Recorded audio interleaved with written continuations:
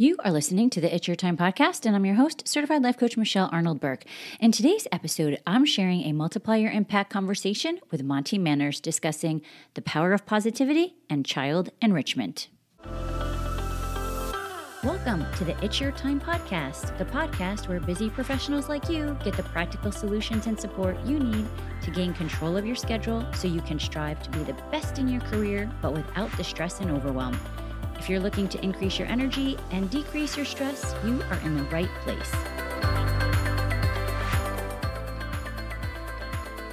Hello. Welcome back to the podcast, friends. Here we are, the final episode of 2023, and it's episode 270. And for those of you who have been around for a while, you know that every 10th episode, I like to share either a mentor or a book. And I have to tell you, I was preparing an entirely different episode as a wrap up for the year, and at the same time, prepping another podcast for release next month. And as I listened to the interview, I thought, this needs to be released this week. And so for this 10th episode, it is truly my privilege to share a Multiplier Impact Series interview with Montie Maners. When you listen to her, you will likely pick up on why I decided to move this up. You have to listen to it before we close out the year. Montie is full of positivity. She is her authentic self, day in and day out. She wants to help others and does. And she exudes this energy that is truly amazing. And the interview just seemed like the perfect wrap up, not only for the year, but also one that will get you inspired as we start 2024. If you recall, at the start of 2023, I said I wanted to bring more powerful women to this show. And we did. Thank you. I feel so fortunate with all of the guests that we were able to share with you. It has been such an honor. And it seems fitting to close with one. I am telling you, she is a powerhouse woman. And I also shared with you my word for 2023, which was energy. And we actually ended up talking about it totally off the cuff in the interview. So again, it just seemed to make sense to use this as the close. And I feel so lucky to have Montie in my universe. And I hope after listening, you get a touch of her magic as well, which, side note, magic is my word of the year for 2024. Okay, friends, without further ado, please take a listen. Okay, thank you so much for doing this. This is going to be a blast. Can you? Of course. I'm happy to be here. Can you just maybe start by introducing yourself in a way that you feel most appropriate, like share all the goodness. Okay, so my name is Elizabeth Montgomery Clausen Maners. Everyone in Medtronic knows me as Montie. Montie is short for Montgomery. I'm from the South. We have double names. We like to be called by the middle name. So that's how Montie landed. I am originally from Augusta, Georgia, and back in Augusta, Georgia, which is my hometown. But I have not been back here in almost 20 years since I graduated. Since I left to go to college at the University of Georgia. Go Dogs. So, I left to go to college. And then right after that, I know you and I've talked about our love of broadcast news journalism. And so that's what I thought I was going to do. I thought I was going to be a TV reporter. And that's what I went to study and what I did right out of college in Atlanta, Georgia. And as a one-man band in Atlanta, Georgia, I realized very quickly making $24,000 a year and working crazy hours, even though that was 20 years ago. I don't want to 20 years. I know that's a long time ago. It still was a little money, very little money. I decided to dive into med device. My dad's best friend was a neurosurgeon, and he did his residency and fellowship here in Augusta, Georgia. And at the time I moved from there, from Atlanta to Macon, Georgia. And this surgeon started his own distributorship. And so I started working for him in spine. So I am a spine gal through and through, have only done spine. So spine has been my forte. There is not a lot of women in spine at all. I think the stats show less than 9% of female sales reps in spine are female, or reps are female. And then they said that the tenure for a female in spine is 2 years. Wow. most people, if you can make it 2 years, you can make it forever. And so I made it 2 years. I don't know how. I think it was a lot of alcohol and medication and praying every day and some good luck along the way. And so I went from Macon, Georgia to another company called Nuvasive, which is I'm very proud of. They are the mainstay in spine industry for lateral approach to spine surgery. So going in through the spine to access, I'm going in through the side to access the spine. So you're staying away from the nerves that come out, which at the time was very novel. People actually thought it was crazy. So my very first sales job, I remember going into a doctor's office to talk about lateral approach spine surgery, and a surgeon kicked me out of his office, said, "That is reckless. That is crazy. No one will ever do that." And it is now the standard of care. So he was Wow. that neurosurgeon, what is as smart as he thought he was. He was right. I had no clue what I was talking about. So he wasn't completely wrong. And I was there in Charleston and Conway, South Carolina, and Florence, South Carolina, that whole part of the world, the country, and I loved it. And then Medtronic came a knocking for me to come over to join their specialty team in lateral. So we moved to Nashville, Tennessee. I started off in a specialty role with Medtronic 7 years ago. And in 7 years, I've had 5 different promotions and 5 different jobs. And it leads me to where I am now is I am currently the senior regional director on the spine side, transitioning to sales operations. Wow. I did not realize all of that. I mean, who would? And it's not even that impressive. You know, anytime you get to talk about yourself, you're like, ooh, you make it sound better than it really is. There was a lot Well, of you're also a published author, correct? I am a published author. Yeah, thank you so much for making me feel good about myself. Yes, I got to publish a medical journal article on single position spine surgery. It is the biggest accomplishment I think in my career. I don't know of any other reps that have ever published in spine. So, and I was so afraid, truth be told, again going back to my name, y'all know me as Montie Maners. I was so afraid to put Montie Maners and people know that I was a rep that I did Elizabeth Clausen Maners. So and I thought it made me sound more official and smart because, you know, down Yeah. south, that a little bit. So, yeah, thank you for bringing that up. Oh my gosh, absolutely. And we are connected. I met you through Aspire, one of our employee resource groups here at Medtronic. So, can you maybe Yes. talk a little bit about what you do in that role? Absolutely. So, before I go into what I do in that role, I want to say that in the 7 years I've been with Medtronic, I did not know about Aspire until almost 3.5, almost 4 years in with Medtronic, which is truly a travesty because our employee relationship groups are just a wonderful way to connect with one another. I obviously know you via Aspire, and I would have never gotten to meet you and had the opportunity to learn and work with you and understand about your side of the business as if it hadn't been for Aspire. And then you and I work together on membership. And so, again, I think the reason I bring this up is it's such an important opportunity for us to gauge people and get them right in the front doors of when they walk into Medtronic. I wish so badly that right when I'd opened up the big, beautiful blue doors into Medtronic, I'd known about Aspire. It's a huge company. You know, when we have over 100,000 employees, it's very easy to feel lost. And there's a ton of information.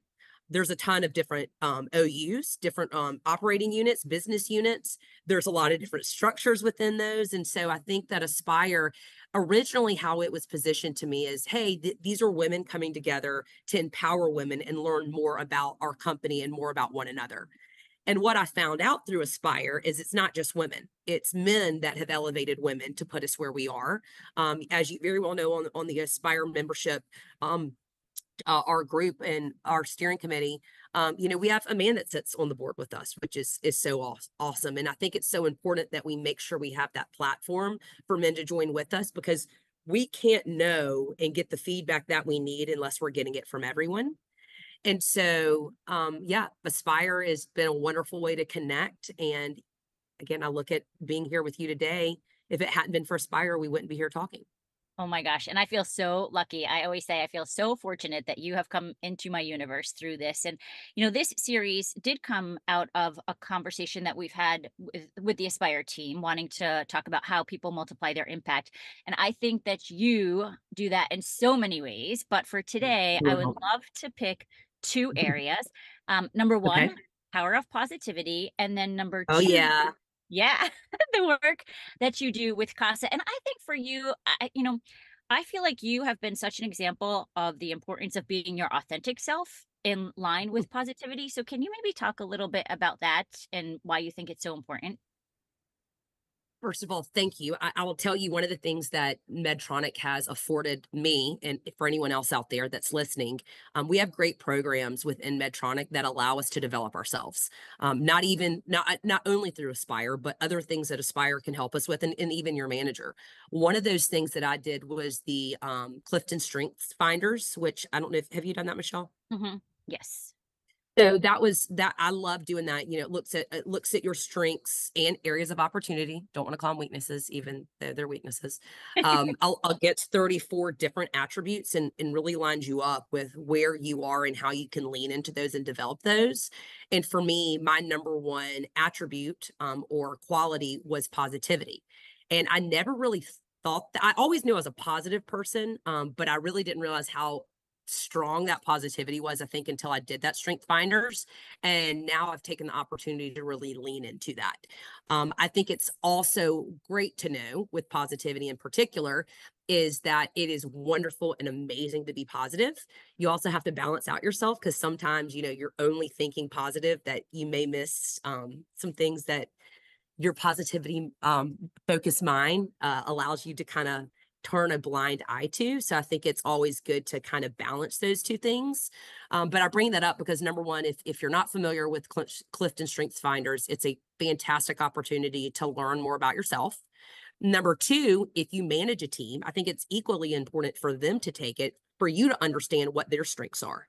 Mm. I may be super, super positive person, and that may be a little bit tough for someone that maybe isn't. Maybe that's their lowest area of opportunity. And so I think it's important when we're communicating with one another to try and gauge that and kind of level out with how we're communicating with one another. But I think that the reason positivity has been so important to me, and there's a quote that I love, and I don't even know who came up with this quote, but an arrow can only be shot by pulling it backwards. So when life is dragging you back with difficulties, it means that it's going to launch you into something great. And it's something that is so true because life is tough and it's tough for everyone. It's not a matter of if, it's a matter of when. Like we will all struggle through life. We'll all struggle at work. Hopefully you're not going to be let go. Hopefully I'm not going to be let go, but I've been riffed before, and I've been able, and in that moment, I was riffed on maternity leave, and in that moment thinking, oh God, why me? Why did this happen? And then it really lunged me into other opportunities within Medtronic that I could have never even fathomed that it, again, to that arrow, launching me back in that difficulty and springing me forward to something great. And so I think that as I've gotten older and wiser, I realize that life's too short not to be positive. Even if it's a simple, how are you, and a smile to a stranger. I know that people, you hear that routinely, but it really does make a difference. I think when you lead people, if you can lead people and show that there's hope, and sometimes that hope may not be that your backwater is going to get cleared, but that hope may be that you believe in them, that you believe that they can get creative and you can work together to find ways to give that hope back in them and instill that, you find a way to win. And I have loved the teams that I've worked with, that every single team that I've worked with, whether it's been, I've been put into a situation with a team where I'm the youngest person tenfold, where again, I sometimes feel like, oh my goodness, we talk about imposter syndrome all the time. How am I sitting here telling these men how and what to do with their career when they've done their career twice the age that I am? I'm like, oh God, okay. But at the same time, I also really lean into that. There's a reason that you're here. There's a reason you can learn from them. And in return, they're going to learn something from you. And I will say this right now, of all the teams that I've led, and I've led quite a few within Medtronic, every single one of them, good or bad, has taught me something so influential and has made me, not only as a mother, not only as a wife, as a friend, as all of those different aspects of life, I've been enriched because of it. And so again, I think that, and also will tell you one last thing, because I'll just go, oh yeah. I love it. I think that as human beings, we automatically assume the worst in people. We assume someone's talking bad about us. We assume that person's not doing their job because of X, Y. We assume like the absolute worst. What if just 10% of the time we assume the best? What if we were like, okay, you know what? Maybe this is what's going on. Or go to clarify it. Hey, you know what? I'm an uplifting, upbeat person. I could tell that you were struggling with this. Can you tell me what's going on? Like, what can I help you with?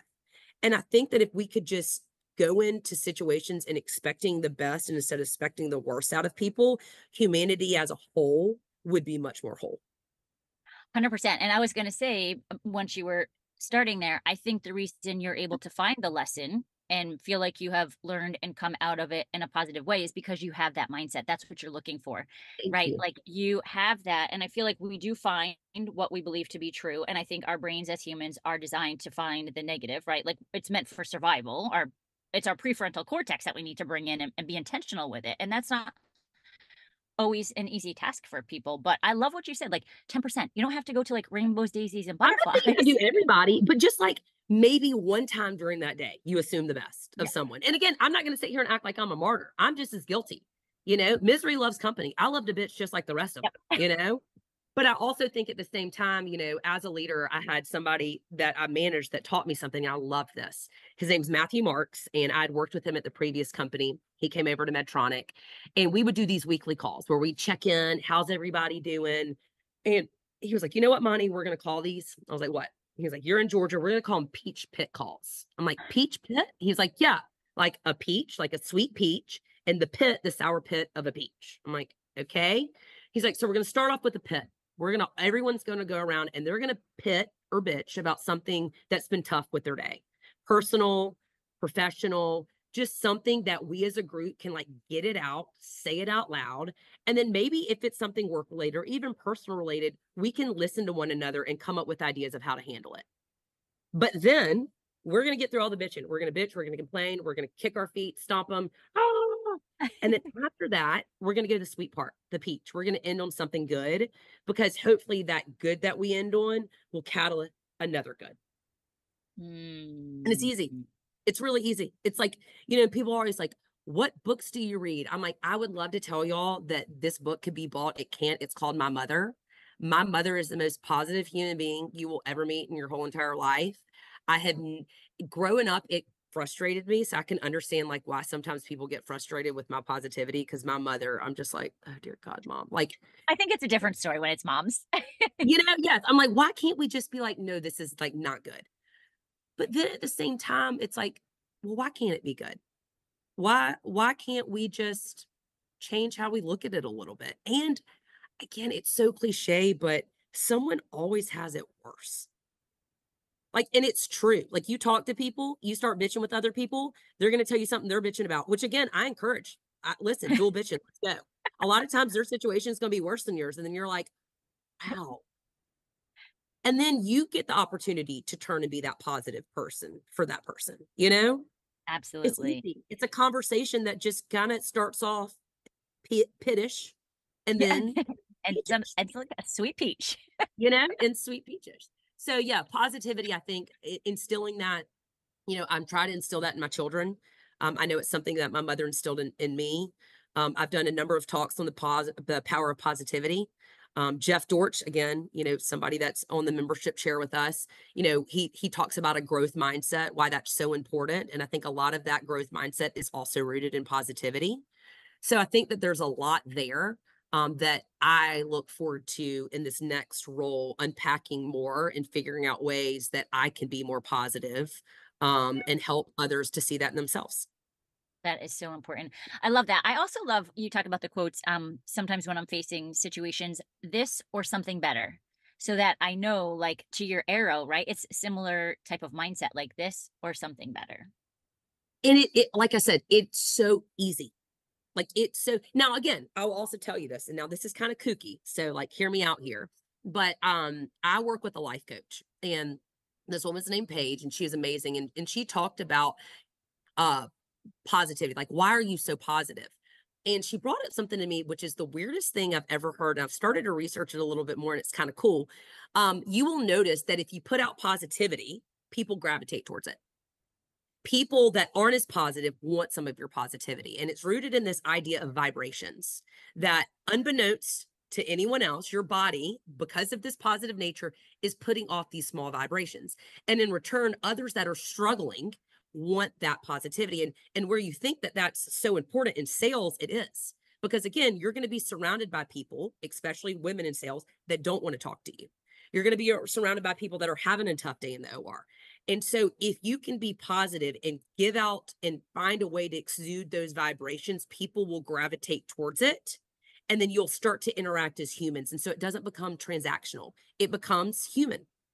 Yes. Oh my gosh. I don't think that's kooky at all. I'm totally Okay. into it. Yeah. Okay. My word for the year of 2023 was energy. And so I did a lot more Yes. research on energy and chakras and all of that, like Yes. quantum physics. I love it. In fact, one of my colleagues, my husband's always like, you're lucky they're young and they actually listen to you, because at the end of the quarter, sometimes I'll be like, I'm going to do breath work and we're going to manifest it. Okay. We're going to bring it. Okay. So to that point, manifestation. I will always, without a doubt, like, you got to put it out there. When I say you put it out there, you have to physically say, like, I am going to be 97% to quota this quarter. It's not 100% because I know 100% is not reasonable. Like, listen, I'm positive, but I'm not delusional. Okay. I'm crazy. I know I'm crazy, which makes me, normal crazy, because I know that I'm crazy. But I'm going to be 97% to plan. And then it's not just putting it out there, it's manifesting it. It's telling others that, then having others believe that, and then finding working that plan to get there. You can do this. And here's how we're going to do it. But if you're not putting it out there and manifesting it, then what's to Yes. say it's going to happen? Yes. And on the other side of it, if you don't do it and nothing happens, or you don't do it and something happens, I think it's more fun to think that you manifested it. 100%. And I believe that we have it a little bit backwards in society in general. Kind of, we always say, like, I need to believe it. I need to see it in order to believe it. But we really need to believe it in order to, like, make it happen, is kind of my thought. 1,000. Again, it's the power of positivity. I can do this. I can put it out there. Those vibrations are going out there. I'm manifesting it. We can do this. Now, again, I'm not completely kooky in the sense of, I understand and know that you have to work a plan. Like, you have to work a plan to get you there. But I think, again, if we're out loud saying what it is that we're trying to strive to, and we work a plan to get there, what's to say we can't do it? Absolutely. I could talk for hours about this, but I Yes. do want to All make right. sure, maybe that'll be round two. I want to make Mhm. sure, because I know the second part of this, CASA, is very near Yes. and dear to your heart. And so I want to make sure that we have time to talk about all of that information. Yes. So what would you like to know? First, I think there are probably a lot of folks, well, I'll say I did not know what CASA was. And Okay. you did an amazing webinar that really helped to enlighten me. And I have to say, full transparency, I was like, I don't know, I would love to volunteer, but I'm not sure if I could handle this. Like, some of it is so sad. It is. But some of it's also so great. Well, let me say this. The majority of it's so great. So to answer your question, CASA, you are a court-appointed special advocate. That is what CASA stands for. And it is an advocacy program within child enrichment. And every single state has a child enrichment. And what child enrichment does is it works with children in foster care. So the goal in child enrichment in CASA, at the end of the day, our goal is reunification. We want to take a child that's in foster care and we want to reunite them with their parents. Like, at the end of the day, again, as a mother, that's the last thing I want to do, is take a child away from their parent. So again, that's number one, the ultimate goal. However, because of life situations, there may be some reasons that mother is unable, or that father is unable to complete a plan to reunite with their child. And it's not for us to judge it. It's not for us to, you know, give negativity towards. It's up for us to assess it with the help of child enrichment. And, again, you get to work with lawyers and DFACs and say, hey, is this a good environment for this child? And if not, what is a good environment for them? And so, to answer the second part of what you just talked about, some of it is very sad. Some of it is, you realize that there are parents out there that have no interest in reuniting with their children. And a lot of times it's because they mentally are not where they need to be in order to do that. And so it's one of those where I never sit here and say that person's a bad mother. That person right now for today can't be what they need to be. And that's okay. it's our job to find a way to make sure that child's going to be okay. And so through it, you do see situations like that are tough, like they're very, very tough. I was in court because again, you get to go to court, you get to testify several weeks ago where a mother said, I have 3 children, and due to these ailments that I have and some mental disabilities, like I can't care for my children. I mean, and tears were streaming down her face. This isn't something that that person wanted to do, but she knew that that wasn't what was right for her children.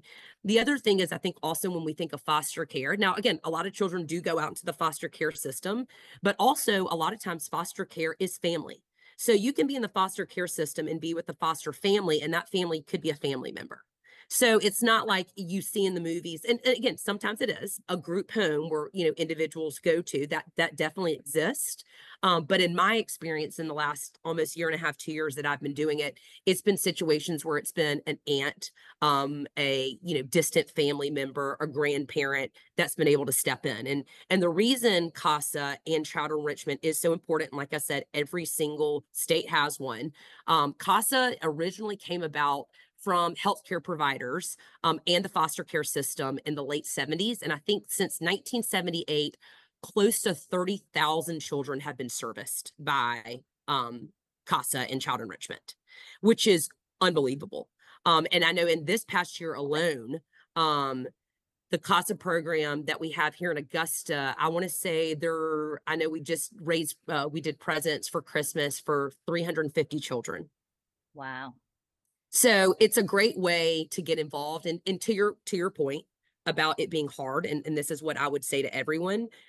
In my mind, originally when I started, I was like, you know what? Give me the toughest family. I want the old kid that like hates life, and my power of positivity is going to win them over.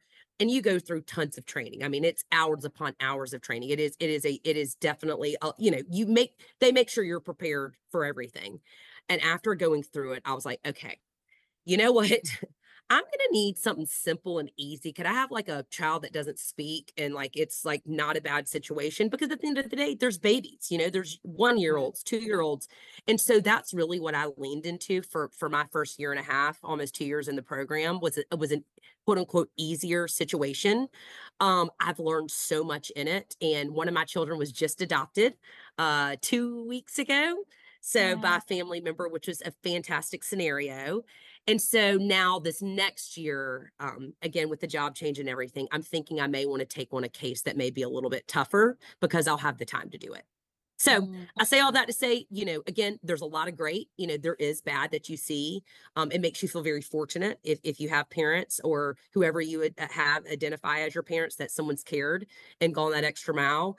And then if you don't, it's more so of a reason to get involved. And again, if you have, you find a lot of attributes that you want to instill in these children to know that someone cares about them as well. Oh, that's such a great point. Absolutely. If people want to learn more about it, how is the best way to just Google search CASA? You said every state has one. That's what Yeah. I did. So what I would tell you to do, so you would go into childenrichment.org, and underneath there, there's, a tab that comes up, and you can drop down on one of them that says CASA, and then it'll be able to take you state by state. And again, I know that people have Googled CASA as well. For me, I did Child Enrichment Georgia CASA, and it took me right to their website. Also, we are doing a webinar coming up. I believe it is in March. I'll have to get you the exact date, where we're having a couple of ERGs come together, and we're going to talk a lot about what we're doing, nationally when it comes to child enrichment and ways that people can get involved. There's plenty of drives. Again, I just told you 350 children we were able to fulfill their Christmas wish lists. I went by there today because as a CASA, I then get to take the children's wish list to them, and I get to give it to that foster parent. And that child thinks that that foster parent's the one that procured all of those. Oh. It's not something that it's like, oh, this is from me, Monty, or this is from CASA. No, this is for them to feel like they have someone that cares about them. And I went there today, and it was so beautiful because T-Mobile had donated, when I tell you, 4 cardboard boxes that were size of my car full of name brand toys. It was to the point they're like, we don't know what to do with all of these. So Wow. there's a way that people can get involved, even if it's just donating a toy to CASA. So if you don't feel like you can go the route of being a mentor per se, there's other ways that you can get involved that still matter and will mean something to those children. Oh, that's so great because I think that brings us back to, right, this is about multiplying your impact. So it can look different for different people. And any way you sort of give back, it will make an effect, make an impact on these people's lives, these kids' lives. 1000%. And I found the date. It is March 6th at 6 p.m. Eastern Standard Time. So we are going to have a couple of speakers from Child Enrichment come on. And again, I'd just like to say a couple of caveats here. You know, Child Enrichment's mission is to provide and coordinate intervention, stabilization, advocacy, and prevention in the best interest of abandoned, abused, neglected, sexually abused, and sex trafficked children. Yes, children as young as 6 years of age are sex trafficked, and it is sad and awful, and you can be the difference. About 1 in 7 children experience abuse or neglect this past year alone. And so again, when you look to your point of multiplying your impact, you can do it by just learning more and joining the webinar to see if you can find a place that works for you. Again, it could be making a donation. It could be providing food for the people at Child Enrichment that are doing God's work every single day to let them know, hey, we're in the community. We care about you. What can we do to help? You could provide dinner one night for the trainees like myself that go through a training program. And so there's a lot of different touch points and ways to give back. And for those of you that are listening, I really hope that you can join the call. Oh, that's so great. I love that.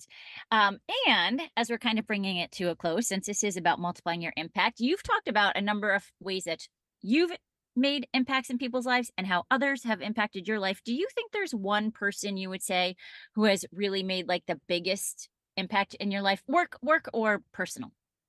Wow. God, there's so many people. So I know this sounds crazy. I know this sounds nuts. I feel It like goes with the theme of what we've done here today. yes, multiplying your impact. I feel like it's one of those where I've had so many people that have changed my life based on where I was at in that point in time in my life. And so it may be a different role that I'm in where I had to lean on someone for something that I didn't know, whether it's professional or personally. It could be that I was struggling mentally with something and I bumped into that person that gave me the aptitude to want to find and do more. You know, life coach Paige, who I talk about all the time, has been such a godsend. I'm a very religious, spiritual person. And so church has always been very important to me. I'm Episcopalian, and that I feel like overall that church as a whole has just so accepting of all people. And so I feel like a lot of my mentors have kind of birthed out of that because at the end of the day, you know, we are imperfect people. And I feel like again, I've just met some really, really good people there. So to answer your question, it's not one person. I feel like it's everyone at different times in my life. And I hope that in my life, I can be that for that person in that one day. Hmm, that's perfect. Yes. Have we missed anything? This has been so much fun. No, you're amazing. No, you are amazing. I know it's totally like fangirl here talking to you. Where can people kind of connect with you and maybe Oh best my be? gosh. Anywhere. I'm Elizabeth.c.maners at Medtronic.com. So don't be confused by the Monty. There is a Monty Masters. So he gets my emails all the time. He's like, really, Monty?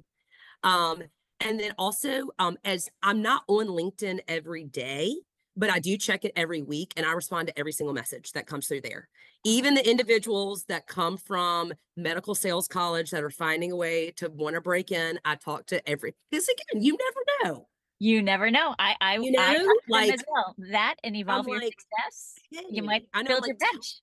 exactly. So when you're building your bench, you do that. So again, LinkedIn, email, I'm an open book, and happy to connect with anyone anytime. Oh my gosh, awesome. Thank you so much. Or actually, the best way to connect with me, join Aspire, come Yeah, on the membership side, there come you be on go. our committee, come learn about what we do, come join with me in Georgia CASA or any CASA, any of those things. I'll have the things that I'm All of important the that are above. important to me. Come with me. I'll take you with me and we can do it together. Better be careful because I'm taking you up on that. I'll I'll, be knocking I'll on your welcome you. door. I'll welcome you any day of the week. Well, Michelle, I truly enjoyed it and you're the best. Awesome. Thank you so much. All right. Okay, wasn't that great. I am telling you, this gal is a rock star, and I will be fully transparent. I mostly work with her through Aspire, not necessarily every single day, but even with that interaction, I am blown away every time we are doing something together on a project. Her level of fun, her level of keeping it real, it is what we are all about here. And to think that she is multiplying her impact in so many amazing ways is just a tremendous honor to be, again, part of her universe. And a reminder, check out the Child Enrichment Program. That's if you are or are not Medtronic. You can check it out no matter where you live. Check it out. And if you are Medtronic, keep an eye out for all of the details on the March event that she talked about. And for all of you, connect with her on LinkedIn. She is a blast to know. Okay, friends, listen. I just want to close by saying thank you. We tried a lot of new things this year, and the plan is to keep building on all of it next year. And I so appreciate that you are here and you are doing it with us. I hope you take the time to reflect on how much you have evolved this year, and you did. Sometimes I think it might not always seem super obvious on the outside, or your brain might just like to tell you like the normal default negative thinking, right? Like, oh, you didn't really do that much, but you did. You showed up, you kept going, and there's still a lot more fun for us to do, right? So many more changes, so much more fun to have. So reflect on all the good that happened in 2023. Let's think about where you want to be this time next year. And don't be super focused on the how. We can have a plan for sure, but we don't want to think that's the only way. We want to, in fact, be open to the magic of what might be possible. The magic in the realm of potentiality. And there will be so much more that we talk about in 2024 around that. It's going to be fun. Let's do this, friends. Enjoy. Take a breath. I look forward to meeting you back here next week. But for now, make it a great day. Take care.